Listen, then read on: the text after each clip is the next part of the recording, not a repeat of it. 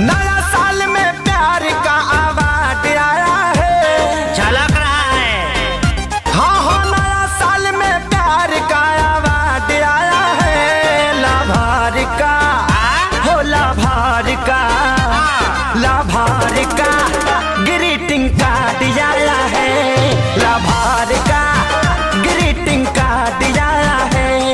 ये तो खुशखबरी है। चुप चुप खुशखबरी।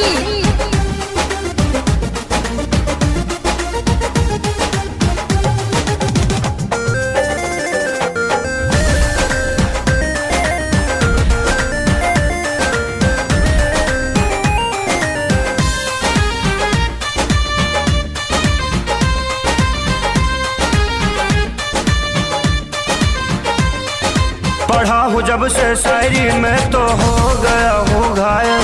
रात भरी तकिया के नीचे